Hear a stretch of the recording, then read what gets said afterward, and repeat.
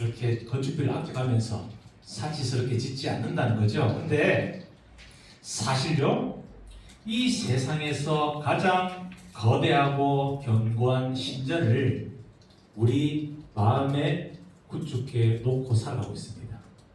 여러분들 무엇이겠습니까? 예, 저만 해당되는 것이 아니라요, 모든 사람에게 해당되는 이야기입니다. 그리고 자신이 세워놓은 가장 거대한 그 신전 안에 그 보좌 한가운데에 한 존재를 올려두었습니다. 그 존재가 누구라고 생각하십니까? 예, 다 자신입니다. 셀프입니다. 잘 돌이켜보세요. 정말 내 삶 속에서 가장 높은 보좌 위에 누구를 두고 살아가고 있는가? 자, 여러분, 현 시대에 보면요, 정말 이 개인주의 그리고 자기 중심적인 삶, 차가운 냉담함이 권장되고 있습니다.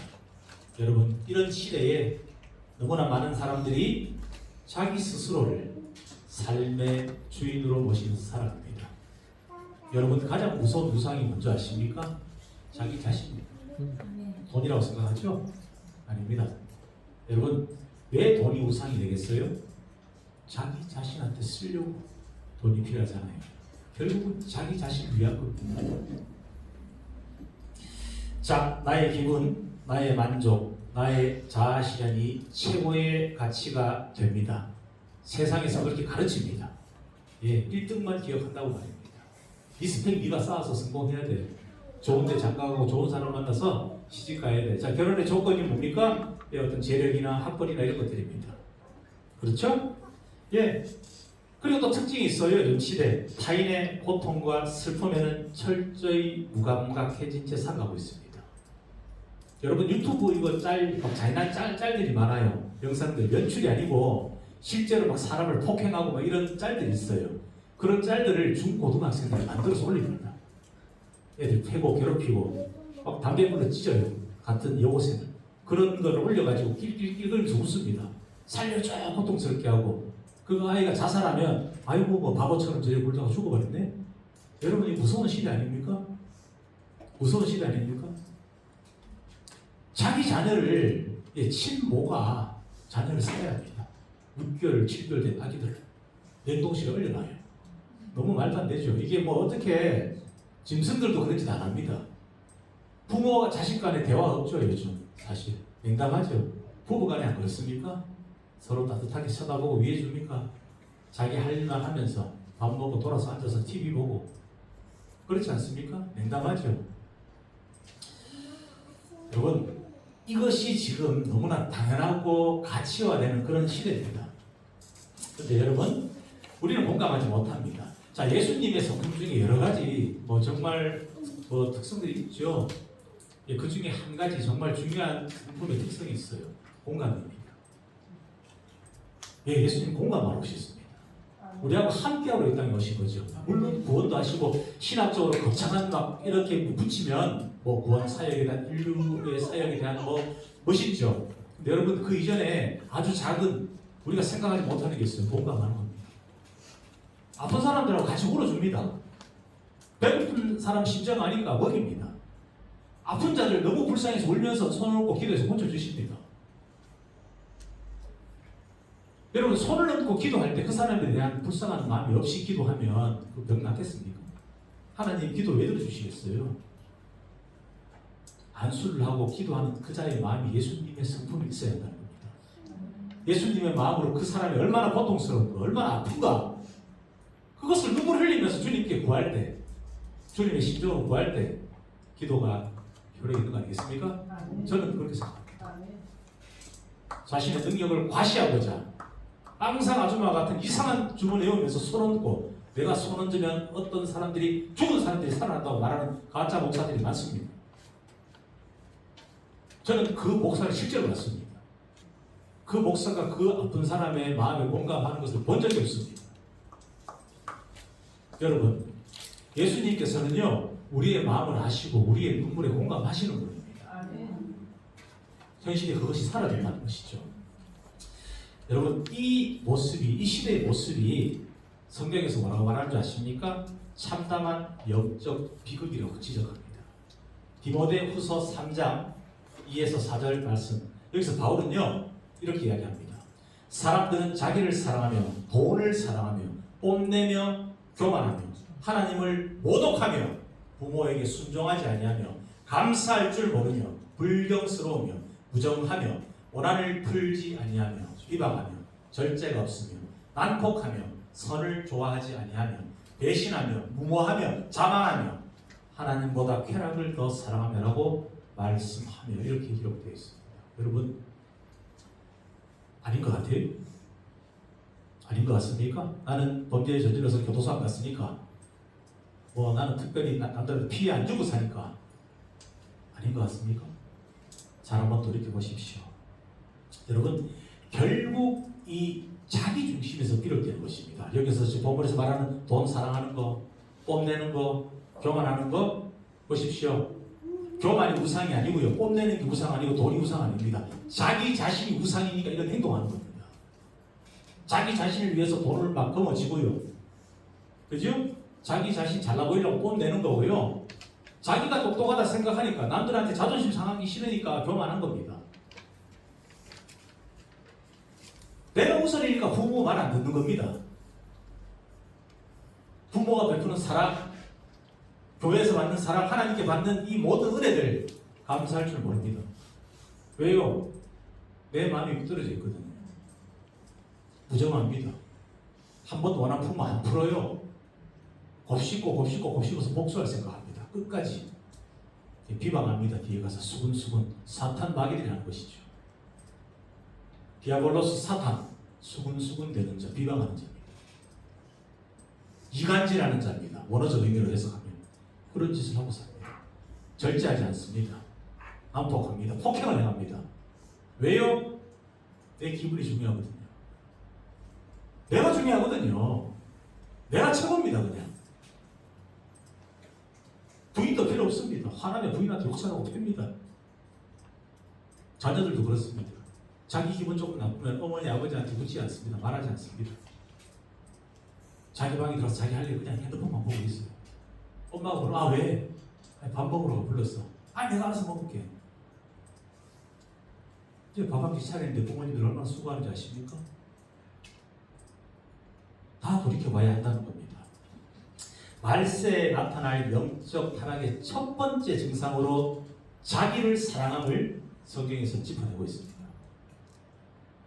여러분 인간의 본성이 뿌리 깊게 자리 잡은 원죄의 핵심은 단순히 도덕적인 타락이 아니라는 것입니다. 하나님 중심이어야 할 삶의 자리에 나 자신을 앉혀놓은 자기 우상화가 바로 번제의 본질입니다. 산에 간 사람들 얘기하죠. 자기가 부처를 믿는다죠. 왜 부처한테 찾아가는 줄 압니까? 자기 소원 빌려 가는 겁니다. 부처님 대신 죽으라면 죽어요. 그 사람이. 그 깎아놓은 나무 상 대신 네가 죽으라면 죽겠습니까? 네가 섬기는 신에서 죽어봐. 안 죽어요. 돈 벌게 해주세요. 우리 아들 학교 뭐 취업시켜주세요. 그거 빌려 가는 겁니다. 비나이다 비나비다 하는 거 아닙니까? 결국 누구를 위해서? 그 절에 가서 5만원, 10만원, 뭐 몇십만원 돈 내고 1,000만원, 2,000만원 주고 굿하는 거 신을 위해서입니까? 자기 자신을 위해서입니다. 자, 더 깊이 들어가 봅시다. 자기 자녀의 취업이나 뭐 결혼을 위해서 자, 절에 가서 구슬 했다고 칩시다. 불공들 했다 칩시다. 자기 자식을 위한 겁니까? 결국은 내 욕심에 내 자식이 이런 사람과 결혼했으면 좋겠다는 거잖아요. 아닙니까? 아닙니까? 자식이 내 것이 아니라 하나님의 것이라고 하나님께 맡겨놓았을 때 그 자식의 있는 그대로를 존중하게 되죠. 분에 넘치는 욕을 하지 않겠죠. 서울대학교 갈 수 없는 아이한테 자꾸 서울대학교 가라고 합니다. 예? 막 코비 터지게 공부시키게 가둬놓고 아들을 실제로 훌륭한 변호사를 만드는 엄마가 있습니다. 예, 근데 그 엄마가 죽고 나서 그 아들이 얼마 안 돼서 죽었습니다. 자기 손으로 전기세도 납부할 줄 몰라요. 공부만 한 겁니다. 그게 올바릅니까? 이게 올바릅니까? 사랑하는 여러분, 우리 성경에서 보면 이와 같은 예를 좀 볼 수 있어요. 성경에서도 사무엘상 15장 12절 말씀입니다. 사무엘은 사울을 만나려고 아침 일찍 일어났다. 누군가 사울이 갈멜로 가서 성전비를 세우고 나서 거기에서 떠나 계속 행진하여 길갈로 내려갔다고 전해 주었다. 여러분 사무엘이라는 사무엘이라는 사울을 예를 한번 들어보겠습니다. 자, 이 사람은 자기 기념비라고 하는 내 안에 우상을 세웁니다. 12절 말씀 보면 됩니다. 자, 하나님께서 아말렉 진멸하라고 명하셨습니다. 그런데 사울은 가축 중 좋은 것을 남기고 승전 후에 하나님이 아닌 자기를 위하여 갈멜에 기념비를 세웠습니다. 자, 겉으로는 보면 하나님 명령을 따르는 척 합니다. 실상은 하나님의 영광이 아니라 자기 자신의 이름과 성취를 증명하려고 했던 전형적인 자기 우상의 모습입니다. 여러분, 현대 사회가 내 만족과 내 자아 실현을 사실 최고 가치로 둡니다. 학교에서 그렇게 가르쳐요. 그렇지 않습니까? 이처럼 사울 역시 마음의 보좌에 하나님 대신에 나 자신을 올려두었다는 겁니다. 자, 24절입니다. 사울이 사무엘에게 간청하였다. 내가 죄를 지었습니다. 주님의 명령과 예언자께서 하신 말씀을 어겼습니다. 내가 군인들을 두려워하여 그들이 하자는 대로 하였습니다. 자, 백성의 눈치를 보는 이 개인주의, 자기 보존의 죄를 사울 범하게 됩니다. 자, 이게 진짜 회개하는 것 같습니까? 이 사람은 죄가 드러났을 때조차 참된 회개가 아니라 자기 자아 보존에 급급하다는 겁니다. 자, 현대어로 악의 눈물이라고 하죠. 가짜 눈물이죠. 그는 내가 백성을 두려워하여서 그들의 말을 들었다라고 변명하면서 마지막 순간까지 장로들과 백성들 앞에서 자신을 높여달라 30절에 나오거든요. 그렇게 요청합니다. 하나님과의 관계, 타인의 슬픔과 영적 상태에는 관심 없어요. 무감각합니다. 오직 나의 평판입니다. 나의 평판, 나의 체면, 이것만을 지키려 했던 극단적인 자기 중심성의 비극을 보여줍니다. 여러분, 안타까운 이야기지만요, 자기 체면, 자기 평판을 정말 중요시 여기는 한 부류의 사람들이 있어요. 목회자들입니다. 목사들입니다. 이거 정말 경계해야 됩니다. 지금 저부터 경계해야 됩니다. 체면이 중요합니다. 자기 평판이 중요해서요, 조금 자신이 자존심 상하고 자신에게 불쾌하게 한 부사역자가 있으면요, 평생을 괴롭힙니다. 어디 가서 전도사 목사 되지 못하게 전화만 돌립니다. 진짜입니다. 실제로. 왜요? 자기 자존심 상하고 자기 평판에 금가는 게 싫어서. 저희 부부가 2번이나 겪었습니다. 실제로요. 자살까지 생각할 정도로 고통스러웠어요. 어디서 비롯됩니까 이게? 예, 그 사람 마음에 하나님 있으면 그렇게 하겠습니까? 못하는 거죠. 30절입니다. 사울이 간청하였다. 내가 죄를 지었습니다. 그러나 나의 백성 이스라엘과 백성의 장로들 앞에서 제발 나의 체면을 세워주시기 바랍니다. 나와 함께 가셔서 내가 예언자께서 섬기시는 주 하나님께 경배할 수 있도록 하여 주십시오. 자, 우리에게 영적 교훈을 주는 일이 있습니다. 이 내용에서 사울의 비극은 내 의지나 수양, 겉모습, 즉 이 사람은 왕이라는 직분을 갖고 있었죠. 그런 걸로는요, 여러분 절대 자기 중심성 깨뜨릴 수 없습니다. 안 됩니다. 그런 걸로. 내 삶에 나를 위한 기념비를 세우려고 할 때 우리는 사울처럼 영적인 맹이 되는 소경이 되는 것입니다. 나 자신 우상 삼을 때요, 하나님과 연결되어 있던 그 영적 고리가 끊겨버린다는 겁니다. 봉사가 됩니다. 오직 십자가 앞으로 나가서 나의 자아와 자존심이 그리스도와 함께 죽었음을 우리가 고백할 때만 이 견고한 자기 우상화의 죄에서 벗어날 수가 있는 것입니다. 사랑하는 형제자매 여러분, 우리 침례교 신학은요, 각 개인의 자유의지 그리고 침례자 교리 이전에 전적 부패로 인해서 스스로 하나님을 택할 수가 없는 인간의 비참함을 명확하게 직시합니다. 자, 개인주의가 극대화된 이 시대에서 침례교인들은 개인의 자율성을 하나님 위에 신으로 숭배하는 자기 우상화의 죄를 경계해야 한다는 것입니다. 경계해야 합니다. 두려움을 갖고 경계해야 합니다. 자, 구원받지 못한 인간의 이성과 똑똑함은요, 영적 소경 상태를 가리키는 가면일 뿐입니다. 스스로 삶의 주권자가 되려는 시도는 하나님을 배척하는 우리 원죄의 본질이라는 것입니다. 스스로 살아오신 것 같죠? 돌이켜보십시오. 태어나는 순간부터 내 마음대로 안 태어났습니다. 못 태어납니다. 자기 외모를 자기가 원하는 대로 만들어서 태어났어요? 원하는 부모 밑에 태어났어요? 여러분, 그런데 착각하고 삽니다. 자기 마음대로 할 수 있다고 생각하고요. 삶의 주인이 자기라고 생각하고요. 스스로 자기가 자기를 창조했다고 믿습니다. 여러분, 창조는 한 분뿐입니다. 아멘. 인간은 창조할 수 없습니다. 아멘. 하나님이 주신 자원들로 만들죠. 무에서 유가 아니라, 그렇죠? 유에서 유로 창조하는 겁니다. 땅속에 있는 묻혀있는 금속을 해서 자동차도 만들고, 그렇죠? 뭐 이런 하나님 주신 자원들로 옷도 만들고 안경도 만들고 하는 거 아닙니까? 그것은 창조주가 아닌 거죠. 만드는 사람이죠. 그렇죠? 자신의 삶의 주체가 자기라고 생각하고요. 자기가 주인이라고 생각하는 자체가 하나님께 도전하는 행위입니다. 우리는 그 죄가 죄인지조차 모르고 살아왔습니다. 그러면 이제 예수님 믿고 거듭난 우리가 어떻게 살아야 되겠습니까? 이제는 내려가야 되겠죠. 내가 주인이 아니죠. 자, 따라서 우리 침례교회 개인 영혼의 자유는 내 마음대로 사는 자율이 아닙니다. 이 화면이 있을 건데요. 여러분, 내 마음대로 사는 것을 자꾸 자유라고 착각합니다. 여러분, 그것은 방종입니다. 방종이죠. 자, 이 세상 법에도 헌법이 있어 없어요? 법이 있잖아요. 법은 어떻게 됩니까? 처벌받습니다. 교도소 가야 됩니다. 그 법 테두리 안에서 누리는 게 자유지, 내가 이거 탐난다고 남의 거 훔치고 내가 기분 나쁘다고 이 사람 때리면 그게 자유입니까? 방종입니다. 그 절제 없이 하는 게 어떻게 자유가 됩니까? 그러면 어때요? 참된 자유가 뭡니까? 뭡니까? 우리는 하나님 안에서 사는 겁니다. 하나님께서 쳐주신 바리케이트가 있어요. 자, 66권 성경을 주셨죠. 이 안에 다 들어있습니다. 너희들이 어떻게 살아가라, 또 심지어 어떻게 태어났고 내가 너희들을 정말 사랑해서 너희들을 위해서 어떻게 죽었는지까지 다 나와있죠. 그 말씀 안에 살아가는 겁니다.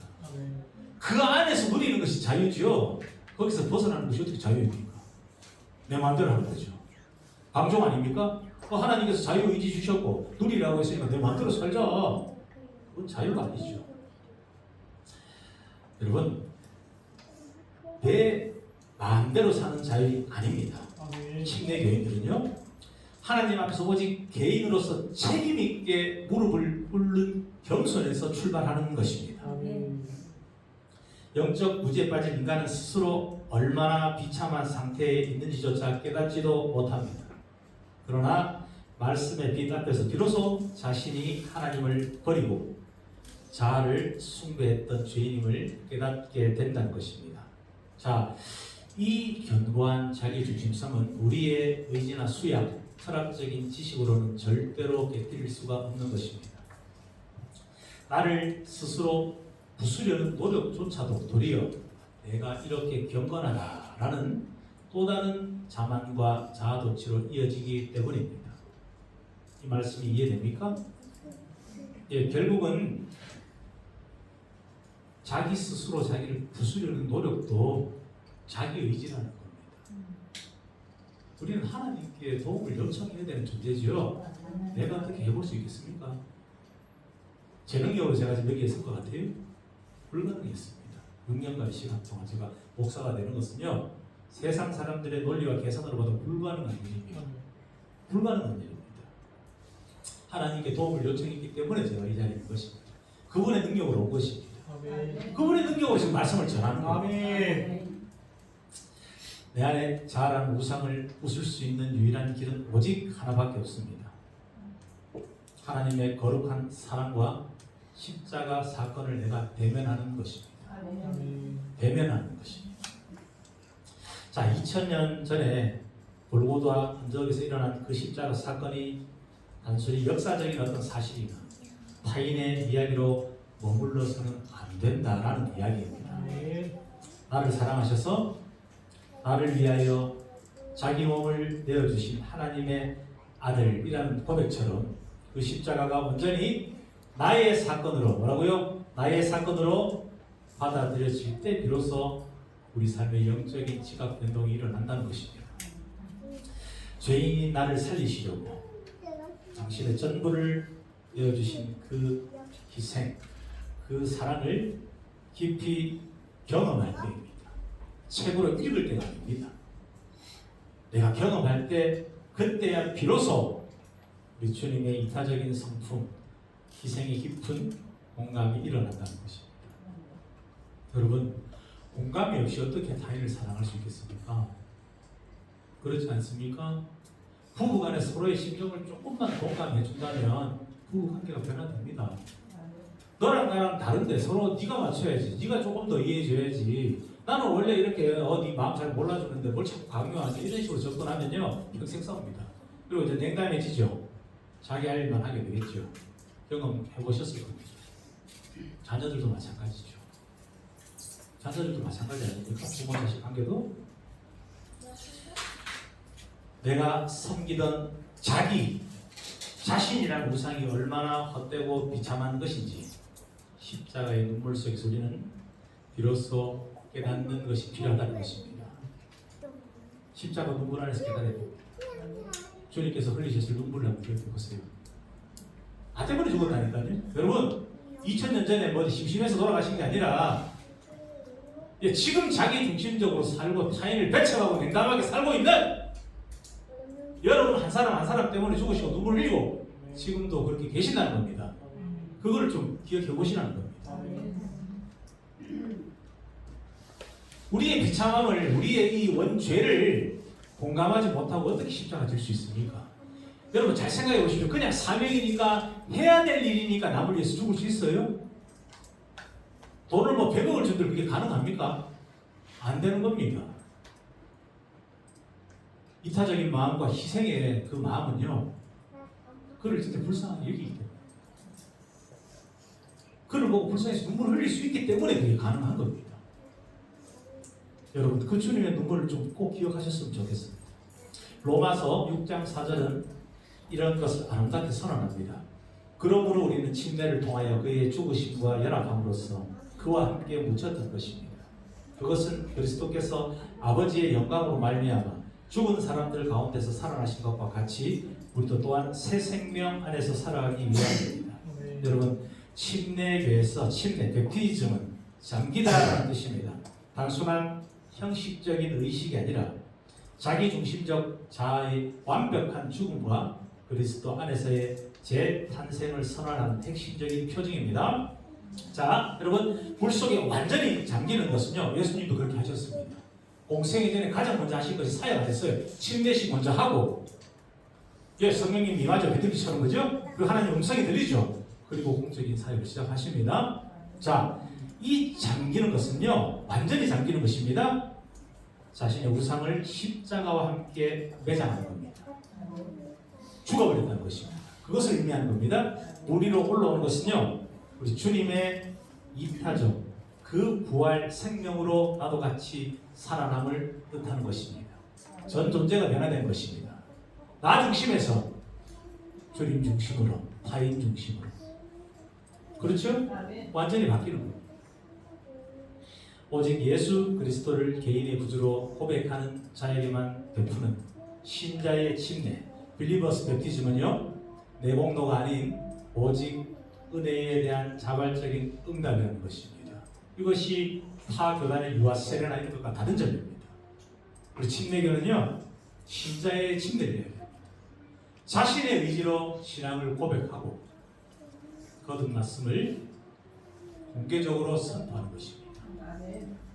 제가 유아 세례에 대해서 한번 설교했던 걸로 기억납니다. 배척하는 것은 아닙니다. 그 몸이 아프나 장애인이나 이런 분들에게 세례를 주고 또 이렇게 연로하셔서 물에 못 들어가시는 분들 그렇게 해야 됩니다. 그렇죠? 그러나 그것은 성경적이지 않다는 것은 분명합니다. 제가 교정 선교를 하면서 만나는 목사님들 19교회가 되는데요. 교단이 다 다릅니다. 감리교, 장로회 다 계십니다. 그리스도교도 계신데요. 그분들이 저한테 얘기했습니다. 자신들도 침례를 주고 있다고 얘기했습니다. 자신들 교회에서. 인간의 전통을 따라왔는데 목사님들 중에서 박사도 계시고요. 신학을 연구하는 분도 계신데 한 4분 정도가 다른 교단 4분 모두가 침례를 주고 있다고 얘기했습니다. 순복음 교단도 있습니다. 장로 교단도 있습니다. 감리 교단도 있습니다. 침례를 주고 있다. 자신의 신앙 양심상 신학을 연구한 학자로서 목사로서 비성경적인 것을 알기 때문에 그렇게 하고 있다고 얘기했습니다. 여러분 이처럼 침례식은 단순한 의식이 아니라는 겁니다. 여러분 따라서 날마다 이 나이의 사건이 된 성도들은 날마다 자신의 침례 선언을 좀 기억하셨으면 좋겠어요. 침례 받으신 분들 계시죠? 좀 기억하십시오. 그냥 야유회 가서 그냥 물에 들어가다 나온 거 아닙니다. 물놀이 하고 온 거 아니에요. 여러분 주님과 함께 자신이 죽고요. 주님과 함께 다시 부활한 겁니다. 그것 좀 마음에 새기시고 일상을 살아가셨으면 좋겠어요. 자, 이처럼 자신의 침례를 기억하는 이 성도들은요, 자신의 자아를 십자가에 못 박는 삶을 살아가게 된다는 겁니다. 십자가에서 자기 우상이 깨어진 사람은 결코 혼자 고립된 삶으로 돌아가지가 않습니다. 여러분, 구원은 개인적인 만남으로 시작이 되지만 예수님을 닮아가는 이 성화의 과정은 반드시 사람과 사람 사이, 즉 공동체 안에서 이루어지는 것입니다. 보세요. 하나님께서 우리에게 가정을 주셨습니다. 창조하시고 교회 먼저 주신 게 아닙니다. 가정이 첫 번째입니다. 그리고 두 번째, 교회 공동체를 주셨습니다. 그 이유가 바로 여기 있는 겁니다. 혼자서 고상하게 어떤 영성을 내가 유지하겠다 이런 생각 해보신 분 계십니까? 혼자 신앙생활 할 수 있다. 정말 큰 착각하고 계십니다. 자, 혼자 동굴에 들어갔습니다. 성경책 한번 들고 한 15년간 묵언하면서 성경만 읽었다고 한번 쳐보겠습니다. 그러면 뭐가 나올 것 같습니까? 막 천사처럼 날아갈 것 같습니까? 날개 달고 득도하셔가지고 그것은 불교에서 주장하죠. 금식하고 동굴에서 석가모니가 그렇게 사람이 신이 됐다 믿죠? 거짓말입니다. 사람은 피조물은 신이 될 수가 없죠. 당초 처음부터 사기죠, 그죠? 여러분 그렇게 동굴에 들어가서 수십 년간 혼자 성경 읽으면요, 자신의 성경 지식을 뽐내는 사람으로 변하는 겁니다. 그렇지 않겠습니까? 자, 여러분 우리는 성경 말씀대로요 세상에 속해서 살아가야 되는 사람들입니다. 그리고 공동체 어떤 환경에서 부대끼입니다. 그리고 고난받고 고통받고 사람들 때문에 슬퍼하고 여러 가지 상황들이 끼어집니다. 그 과정에서 공감하는 것도 배우고요. 그 과정에 또 그 끼어지는 힘든 과정 속에 기도합니다 하는 겁니다. 하나님 부르시고 찾는 겁니다. 그렇게 해서 성장하는 거죠. 초대 교회의 모습을 기록한 사도행전 2장 42절은 공동체적 영성을 본보기로 보여주는데, 그들은 사도들의 가르침에 몰두하면서 서로 사귀는 일과 빵을 떼는 일과 기도에 힘썼다 라고 말씀하고 있습니다. 우리 침례교회 전통은 구원받은 신자들의 자발적인 결합으로 이루어지는 신자의 교회론을 핵심으로 삼습니다. 빌리버스 처치입니다. 빌리버스 믿는 사람들입니다. 믿는 사람들. 교회 회원권, 처치 멤버십은 어떤 교회에 가입하는 등록 절차가 아니라, 무슨 말씀인지 알겠습니까? 함께 말씀과 빵을 나누고 서로를 위해 눈물로 중보하는 거룩한 언약적 삶의 실천이라는 것입니다. 우리 그러고 있죠? 우리 교회 그러고 있지 않습니까? 같이 밥 먹고 빵도 사서 뗍니다. 떡도 떼고, 오늘은 아이스크림이 냉장고에 40개 있습니다. 김찬희 목사님이 예언이가 아이스크림 먹으면서 웃는 모습이 떠나지가 않는다 하면서 40개를 시켰다고 합니다. 저는 그렇게 못하는데 부끄럽습니다. 여러분 단순히 네가 이 교회 왔으니까 이제 이거 종이 한 장 써서 이제 등록 교인 된 거예요. 그거 아닙니다, 여러분. 교회 멤버십은 한 가족이 되었다는 걸 의미합니다. 함께 살아간다는 것을 의미하는 거죠. 완전히 다르죠? 자, 성직자와 평신도의 계급이 없는 또 만인 제사장직에 따라서 공동체 구성원 모두는 서로에게 주님의 사랑과 성품을 나타내는 은혜의 통로가 된다는 것입니다.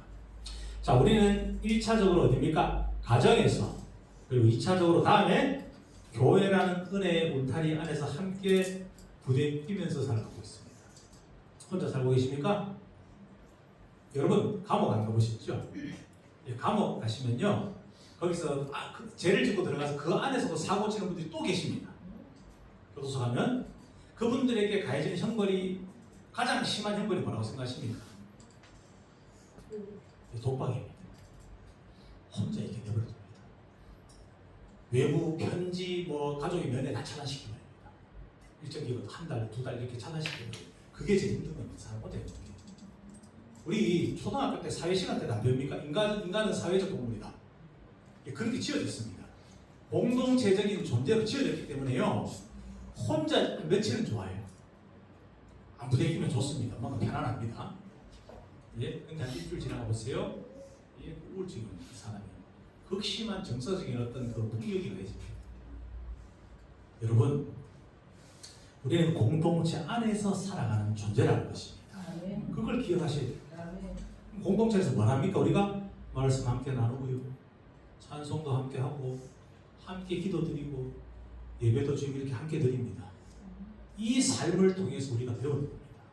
배우고 나의 시선을 하나님께로 돌려놓습니다. 유튜브로 혼자 앉아서 유튜브로 설교 아무리 들어보십시오. 물론 조금은 원할 겁니다. 그런데 이 현장에 오셔서 이렇게 형제 자매들과 같이 앉아서 듣고 서로 눈을 바라보면서 말씀 듣는 거랑 찬송하는 거랑 완전히 다릅니다. 느낌 자체가 다릅니다. 여러분 보십시오. 우리가 정성껏 준비한 음식 함께 나누고 아무 계산 없는 이타적인 사랑을 이제 몸으로 배우기 시작합니다. 기쁨과 슬픔을 솔직하게 나누죠. 그렇게 하면서 냉담했던 우리 마음이 주님의 따뜻한 심장으로 새로워진다는 것입니다. 여러분 지금 변화되시는 분들이 제 눈에 보입니다. 많은 변화가 일어나신 분들도 보입니다. 그리고 이제 변화되고자 정말 길을 쓰고 노력하시는 몇몇 분도 보입니다. 어떤 분은 삶의 자리에서 절망해서 나오지 못한 분도 계세요. 나오십니다 지금. 얼마나 감사한지 모르겠습니다. 여러분 이것이 혼자 가능한 일일까요? 교회가 있었기 때문에 가능한 겁니다. 설레는 마음으로 둥그린 마음으로 주일 아침에 2시간 정도 일어나서 씻고 머리 감고 몸을 일으키고 싶지 않죠. 그러나 그 모든 과정이 여러분 예배의 과정입니다. 정말입니다. 여기 가서 앉아있는 게 예배가 아니라요. 오는 과정을 준비하는 순간부터 예배가 시작되는 겁니다. 제가 울산까지 예배 드리러 갈 때 그 모든 과정이 예배입니다. 왕복 8시간, 9시간 하는 그 운전의 기간도 찬송을 9시간 부르면서 가요. 차 안에서. 예배입니다. 주님 생각하면서 달려가는 겁니다. 몸이 힘들어도 가는 겁니다. 나아가서 자신의 죄를 고백하고 서로의 허물을 용납하는 과정들을 지나갑니다. 쉽지 않습니다. 자신의 허물을 남에게 드러내는 거 쉽습니까? 그러나 교회이기 때문에 가능한 거죠. 서로 용납을 합니다. 그걸 배우는 겁니다. 그 과정 속에서 여러분 아주 중요한 변화가 일어납니다. 내 안에 마지막 교만과 자존심이 깨어집니다. 아닙니까? 큐티 하시면서 느끼셨을걸요. 특히 장년부들 토킹을 오래 하시거든요. 제가 들어보면요. 정말 자신의 허물들을 가감없이 이야기하시고 서로 기도해 주는 걸 보았습니다. 그러면서 내가 마지막 지키고 있던 내 자존심이 똥자존심이죠. 깨지는 겁니다. 이처럼 가정과 지역, 교회의 삶 속 나눔은 개인주의를 겸퇴합니다. 그래서 우리가 모이는 겁니다. 예수님의 이타적 섬김을 배우는 가장 강력한 침례교적 성화의 장이라는 겁니다. 교회는 그런 곳입니다. 이것을 배우는 성화되어가는 장소라는 것입니다. 사랑하는 성도 여러분, 우리가 죽기 전까지 추구해야 할 진정한 목표이자 영성의 본질은 너무나 명확합니다. 무엇이겠습니까? 그것은 어떠한 신비한 체험이나 자신의 지식의 자랑이 아니라 오직 예수님을 닮아가는 것입니다. 여러분, 어떤 목사님들 질문하잖아요. 영성이 뭐라고 생각해요? 뭐라고 생각하십니까? 어떤 분은 새벽 기도라고 얘기합니다. 어떤 분은 방언이라고 얘기합니다. 어떤 분들은 뭐 신령한 은사라고. 여러분 아닙니다. 여러분 영성이 충만한 것은요 예수님 닮은 겁니다. 예수님을 닮은 사람이 영성이 충만한 사람이죠. 예수님과 무관하게 자꾸 정치고 예언하고 랄랄라 또또또 뭐 빵상 아줌마처럼 그게 어떻게 충만한 영성입니까? 자신이 그 신령한 은사를 가진 만큼 예수님 닮은 사람이면 충만한 거죠. 믿음과 은사, 행위는 분명히 함께 동반되는 겁니다. 그 사람이 정말로 예수님을 닮은 사람이고 그러면 그 은사만큼 그렇게 행동한다는 겁니다. 여러분, 우리 삶의 마지막 목적은 그겁니다. 교회를 목회자로서 5,000명, 6,000명 큰 교회 만들고 그게 목적이 될 수 없어요. 시골에서 제가 3명 두고 진짜 암이 다 빠지신 할머니 3분 두고 제가 평생 목회를 할지라도 예수님 닮아가는 게 목적입니다. 예수님 화되어가는 게 우리의 목표죠. 큰 교회 세우고 전도 많이 해서 그거 안 알아줍니다. 예수님은 그거 알아주는 거 아닙니다. 얼마나 이 한 영혼이 주님은 단체로 보는 분이 아니고 우리 한 사람 한 사람 개인을 보시는 분입니다. 1대1의 관계죠. 단독자로 우리는 하나님께 서는 거죠. 그러면 이 한 영혼이 얼마나 하나님 앞에서 똑바로 살아왔는가 그것으로 평가하죠. 네가 10,000명 있는 교회 설교 잘해서 방송국 많이 나와서 유명해져서 나는 너를 높여평 아니요. 네 유명해지고 큰 교회에 막 목사 돼가지고 간음했잖아. 성도들한테 돈 받아 먹었잖아. 내 영광 네가 다 가로챘잖아. 천국에 네 갈 집이 없어. 그렇게 되는 겁니다. 사랑하는 여러분, 하늘에서 큰 자가 되어야 됩니다. 땅에서 큰 자 되는 거 아닙니다. 우리는 하늘에서 큰 자 되어야 됩니다. 자, 이러한 것들은요, 나라는 우상을 날마다 십자가에 못 박고 이런 행위가 내 안에 그리스도가 사시게 하는 것입니다. 자, 에베소서 4장 13절은 우리가 다다라야 할 영적인 목표를 제시합니다. 이렇게 얘기합니다. 그리하여 우리 모두가 하나님의 아들을 믿는 일과 아는 일에 하나가 되고 온전한 사람이 되어서 그리스도의 충만하심의 경지에까지 다다르게 됩니다. 아멘입니다.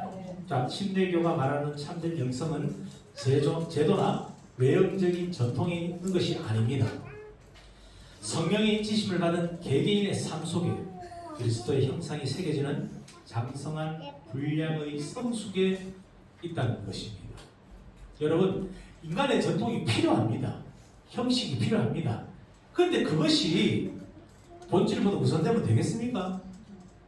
예? 어린아이가 예배 드리고 뛰어나왔어요. 우리가 예배는 엄숙하게 되니까 저 아이를 밖에 내보내라 이렇게 하면 되겠어요? 예수님이 어린아이 금하지 말아야죠. 제주도 라이트 교회 가서 겪은 것이 그 일입니다. 우리 김선희 목사님 얘기했죠. 자폐아를 둔 부모가 있어요. 예안이하고 나이가 같은 것 같습니다. 자, 그 아이가 예배 시간에 소리 지르고 뛰어다녀요. 와 하고 막 물컵을 놓고 목사님 단상에 있는 막 컵도 들고 물 뿌리고 이렇게 합니다. 어떤 일이 일어난지 아십니까? 목사님이 먼저 우셨다더라고요. 그리고 전 교인이 같이 울었습니다.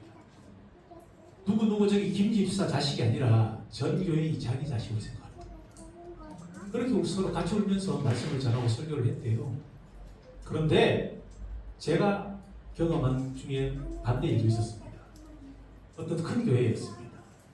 평일, 수요일, 금요일에는 중학교 4학년까지 출입 금지입니다. 예, 아이들이 예배에 방해된다는 이유로 어른들만 들어갈 수가 있었습니다.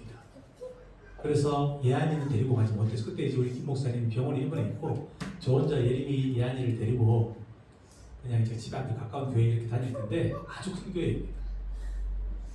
예림이도 그때 당시 중학생이거든요. 가끔씩 몰래 한 번씩 데리고 가고. 출입금지입니다. 오지 말아요. 애들은 들어올 수가 없습니다. 중학교 3학년까지. 여러분 이거 한번 생각해 보십시오. 그 사람이 만든 그 전통이 그렇게 중요합니까? 설령 예배를 드려도 부모 자식이 떨어져서 드려야 돼요. 다른 설교를 들어야 되고. 이 제주도 목사님이 저한테 그 얘기했습니다. 자신이 목숨 걸고 지키는 양보하지 못하는 게 있대요. 전 세대 함께 예배 드릴 거랍니다. 아이들이 아무리 시끄러워도 따로 보내지 않는답니다. 예, 같은 공간에서 같이 말씀 듣고 같이 공감하고 그래야지 같이 대화 나눌 게 있다. 오늘 주일 말씀 듣고 너는 어땠니? 너는 뭘 느꼈니? 그렇지 않습니까? 같은 영적 양식을 먹어야지 대화가 될 거 아닙니까? 뭐 일치가 될 거 아닙니까? 다른 교역장에서 다른 설교를 듣고 왔는데 부모랑 대화가 안 돼요, 그날. 그 목사님은 그걸 목숨 걸고 자기는 지킬 거랍니다. 저도 같은 생각이에요. 여러분, 이처럼 우리는요, 어떤 국가나 내부의 교권의 강요 없이 오직 성경의 권위 아래서 날마다 주님을 닮아가는 것이 성도의 마땅한 바라는 것입니다. 우리 전통이 중요합니까? 성경에서 뭐라고 합니까? 예수님이 어린아이들 출입 금지시켰어요? 얻은다고? 무슨 말 같지도 않은 전통을 만들어 놓고 그것을 교회 운영 방침이라고 이야기합니까? 그것이 교회입니까? 카페도 그렇게 하지 않습니다. 카페도 그 몇 푼의 돈 이득 때문에 아이들을 받아줍니다. 오히려 아이들 따로 뛰어노는 공간도 만들어줘요. 오히려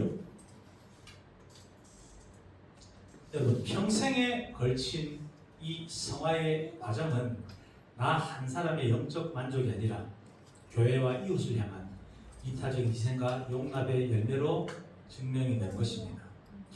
오늘 바울의 좀 이 고백을 우리의 평생의 고백으로 삼았으면 좋겠습니다. 이제 살고 있는 것은 내가 아닙니다. 그리스도께서 내 안에서 살고 계십니다. 아멘. 우리 함께 읽어보겠습니다. 이제 살고 있는 것은 내가 아닙니다. 그리스도께서 내 안에서 살고 계십니다. 아멘. 누가요? 누가요? 내 안에? 주님이 살고 계신 겁니다. 오늘 나에게 주어진 가정에서 그리고 우리 교회 공동체 안에서 나 자신을 내려놓고 서로를 눈물로 섬기는 일상의 훈련을 계속해서 나아가길 원합니다. 아멘. 죽기 전까지 주님의 심장을 품고 교회를 섬기면서 예수님을 닮아가는 그 거룩한 나눔과 용납의 과정을 통해서 마침내 우리 삶 가운데 예수 그리스도의 온전한 성품과 이타적 사랑이 충만하게 열매 맺기를 주님의 이름으로 간절히 축복합니다. 아멘입니다. 여러분, 좀 서로 사랑하시길 바랍니다. 특히 부부끼리 좀 냉담하지 않았으면 좋겠고 부모 자식 간에 냉담하지 않았으면 좋겠습니다. 자기 기쁨만 생각하지 마시고 이 사람이 지금 왜 힘든가, 왜 마음이 아파서 왜 우는가, 운다고 짜증내지 마시고요. 네, 좀 공감해줬으면 좋겠어요. 아내도 마찬가지입니다. 남편에게 왜 집안일 안 하냐 뭘 하지 말고 바깥에서 얼마나 힘들고 또 집에 들어왔는가 그것을 좀 생각해 줬으면 좋겠습니다. 아멘입니다. 우리 함께